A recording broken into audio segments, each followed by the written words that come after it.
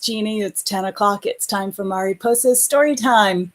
And it's Friday, so you know what that means. Winnie the Pooh.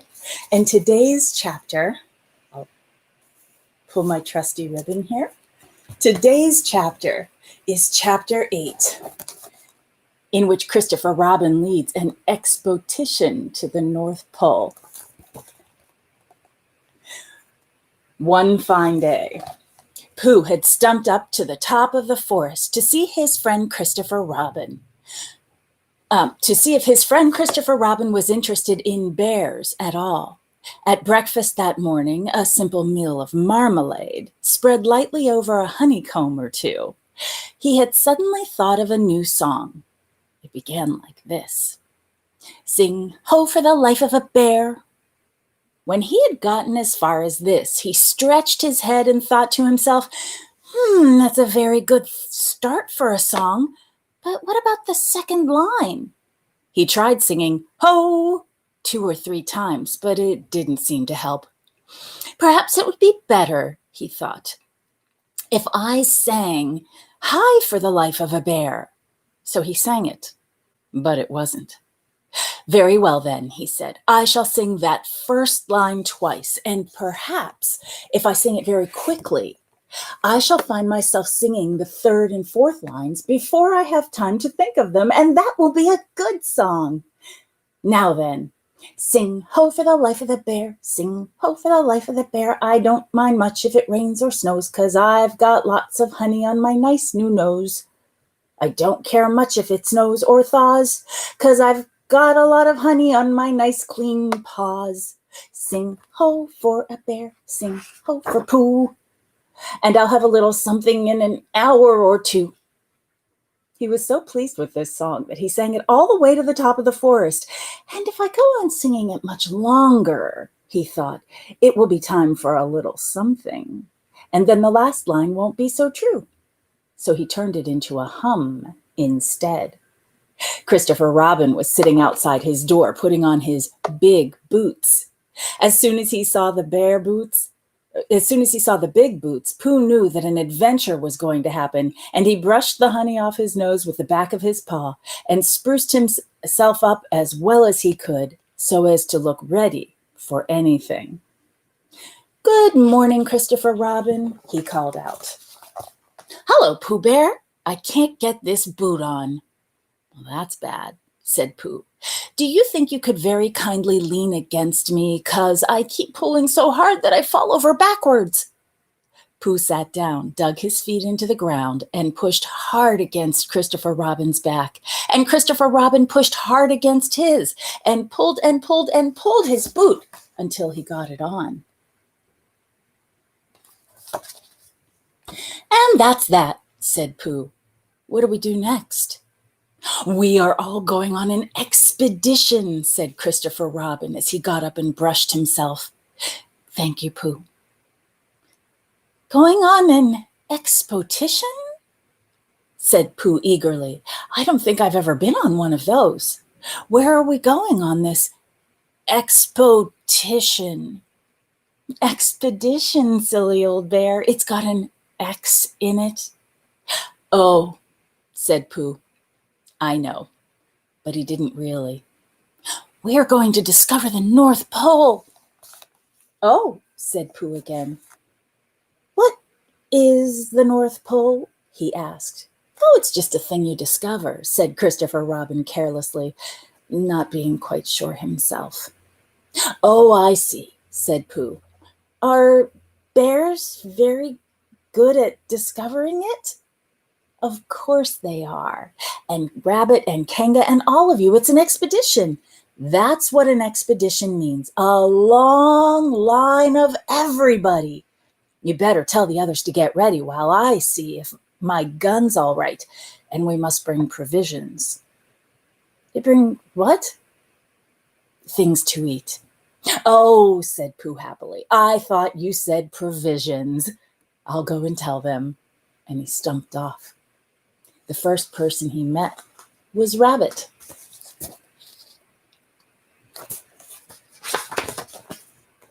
Hello, Rabbit, he said. Is that you? Let's pretend it isn't.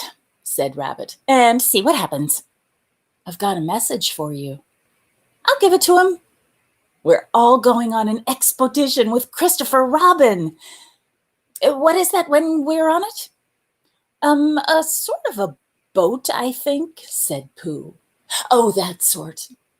Yes, and we're going to discover a pole or something, or was it a mole?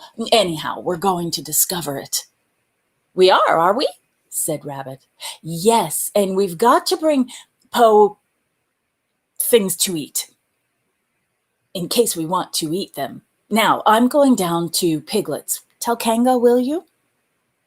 He left Rabbit and hurried down to Piglet's house. The piglet was sitting on the ground at the door of his house, blowing happily at a dandelion, and wondering whether it would be this year, next year, sometime, or never. He had just discovered that it would be never, and he was trying to remember what it was, and hoping it wasn't anything nice, when Pooh came along. Oh, Piglet, said Pooh excitedly, we're going on an expedition, all of us, with things to eat, to discover something? To discover what? Said Piglet anxiously. Oh, just something, nothing fierce. Christopher Robin didn't say anything about fierce. He just said it had an X. If it isn't their necks I mind, said Piglet earnestly. It's their teeth. But if Christopher Robin is coming, I don't mind anything. In a little while, they were all ready at the top of the forest, and the expedition started. First came Christopher Robin and Rabbit, then Piglet and Pooh, then Kanga with Roo in her pocket, and Owl, and Eeyore, and at the end, in a long line, all of Rabbit's friends and relations. Well, I didn't ask them, said Rabbit carelessly. They just came, they always do.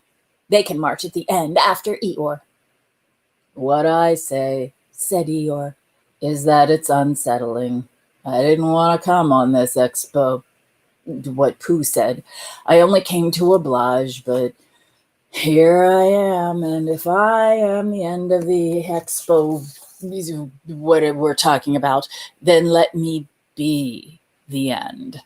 But if every time I want to sit down for a little rest, I have to brush away half a dozen of Rabbit's smaller friends and relations first, then this isn't an expo, whatever it is at all. It's simply a confused noise. That's what I say. Oh, I see what Eeyore means, said Owl. If you ask me. I'm not asking anybody, said Eeyore. I'm telling everybody. We can go look for the North Pole, or we can play Here We Go gathering nuts in May, with the end part of an ant's nest. It's all the same to me. There was a shout from the top of the line. Come on, said Christopher Robin. Come on, called Pooh and Piglet. Come on, said Owl. We're starting, said Rabbit. I must go. And he hurried off to the front of the expedition with Christopher Robin.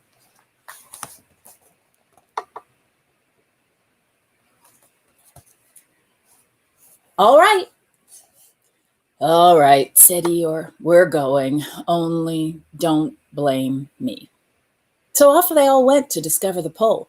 And as they walked, they chattered to each other about this and that, except Pooh, who was making up a song. This is the first verse, he said to Piglet when he was ready with it. First verse of what? My song. What song? This one. Which one? Well, if you'd listen, Piglet, you'd hear it. How do you know I'm not listening? Pooh couldn't answer that one, so he began to sing. They all went off to discover the pole, Owl and Piglet and Rabbit and all. It's a thing you discover, as I've been told, by Owl and Piglet and Rabbit and all.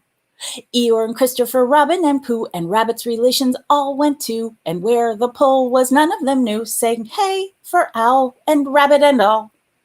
Hush, said Christopher Robin, turning around to Pooh. We're coming to the dangerous place.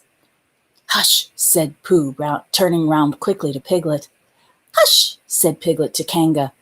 "Hush," said Kangaroos Owl, while Roo said, "Hush, hush, hush, hush," several times to himself. "Hush," said Owl to Eeyore. "Hush," said Eeyore in a terrible voice to all Rabbit's friends and relations. And "hush," they hastily said to each other down the line until it got to the last one of all, and the last and the smallest friend in relation was so upset to find that the whole expedition was saying "hush" to him that he buried himself head downward in a crack in the ground. And stayed there for 2 days until the danger was over, and then went home in a great hurry and lived quietly with his aunt ever afterwards. His name was Alexander Beetle. They had come to a stream which twisted and tumbled between high rocky banks, and Christopher Robin saw at once how dangerous it was. "It's just the place," he said, "for an ambush." "What sort of bush?" whispered Pooh to Piglet. "A gorse bush?" "My dear Pooh," said Owl in his superior way, "don't you know what an ambush is?"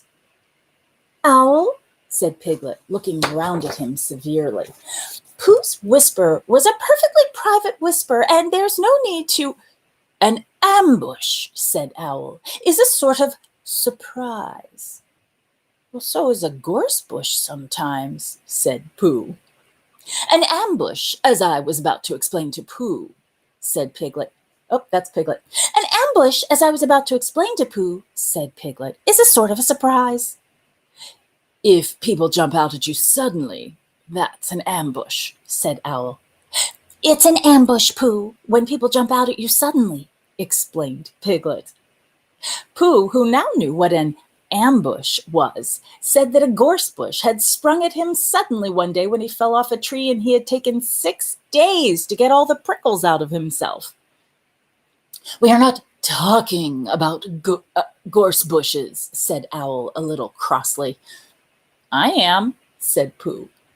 They were climbing very cautiously up the stream now, going from rock to rock, and after they had gone a little way, they came to a place where the banks widened out at each side, so that on each side of the water there was a level strip of grass on which they could sit down and rest. As soon as he saw this, Christopher Robin called, "Halt!" and they all sat down and rested. "I think," said Christopher Robin, "that we ought to eat all our provisions now, so that we shan't have so much to carry." "Eat all our what?" said Pooh. "All that we've brought," said Piglet, getting to work. "Oh, that's a good idea," said Pooh, and he got to work too.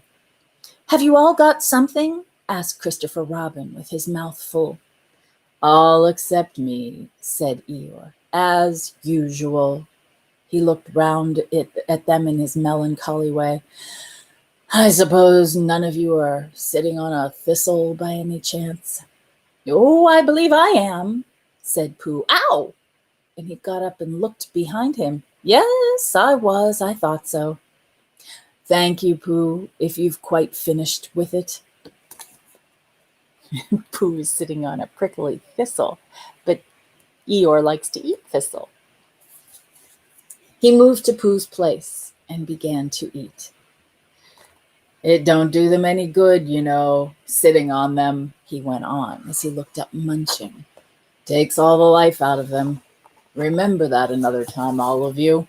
A little consideration, a little thought for others makes all the difference." As soon as he had finished his lunch, Christopher Robin whispered to Rabbit, and Rabbit said, "Yes, yes, of course," and they walked a little way up the stream together. "I didn't want the others to hear," said Christopher Robin. "Oh, quite so," said Rabbit, looking important. I wondered, it's only, Rabbit, I suppose you don't know. What does the North Pole look like?" "Well," said Rabbit, stroking his whiskers. "Now you're asking me." "I did know once, only I sort of forgotten," said Christopher Robin carelessly. "It's a funny thing," said Rabbit, "but I've sort of forgotten too, although I did know once."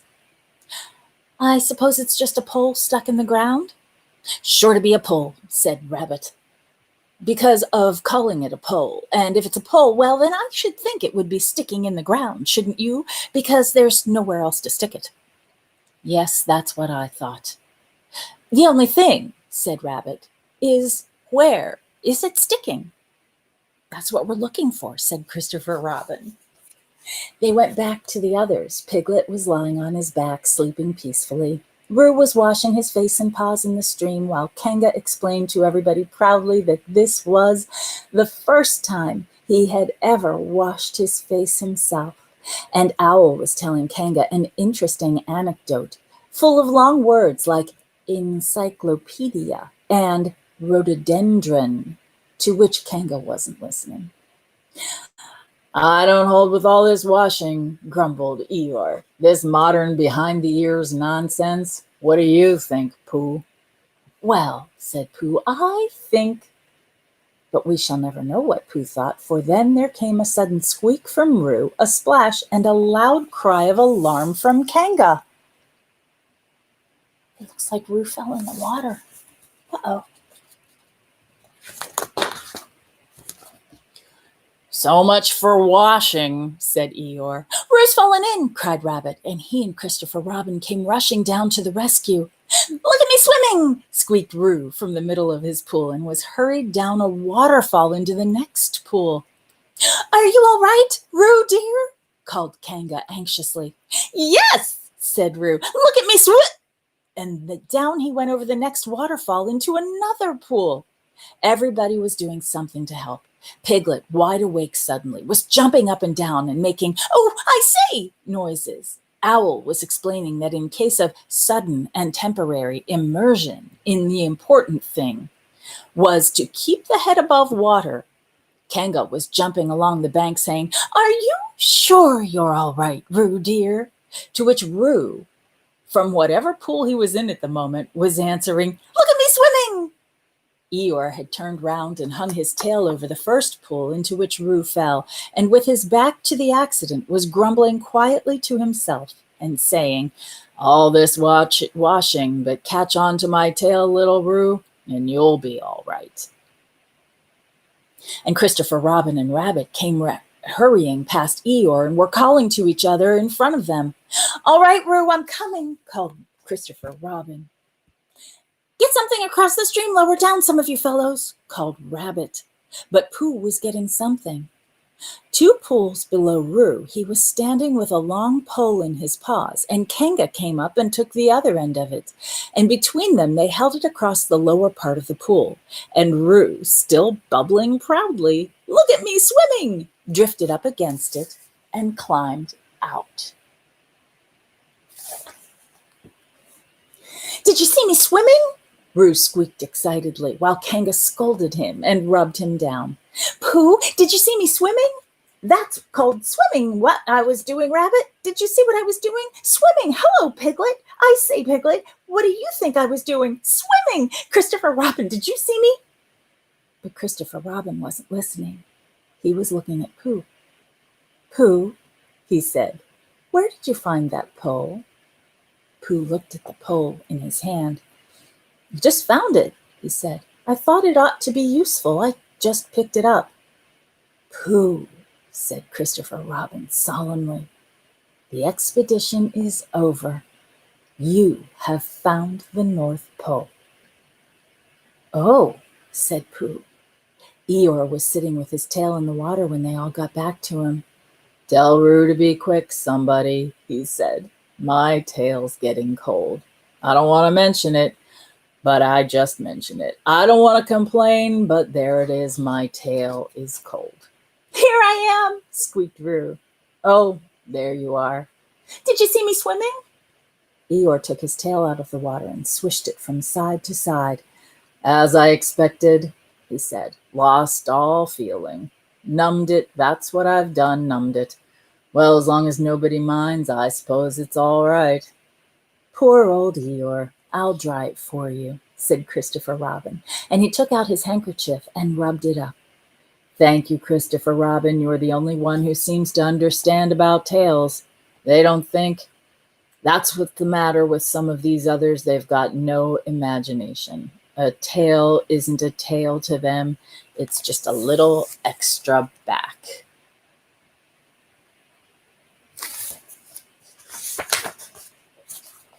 Never mind, Eeyore, said Christopher Robin, rubbing his hardest. Is that better?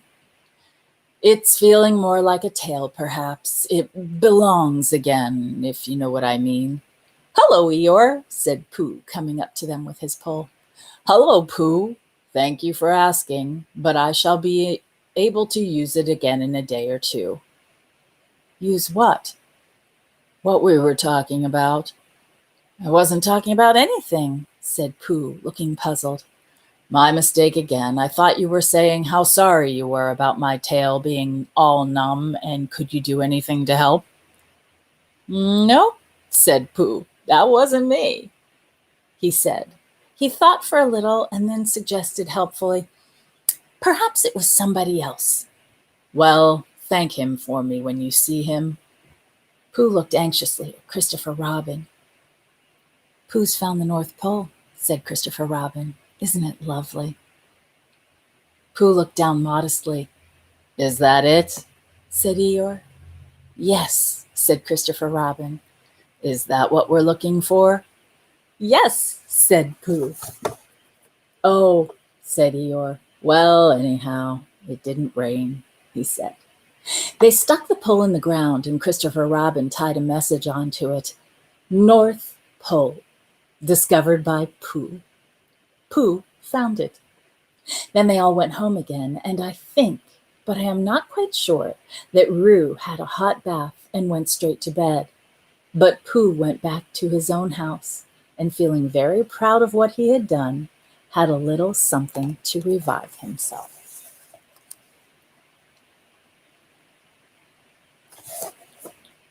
The end.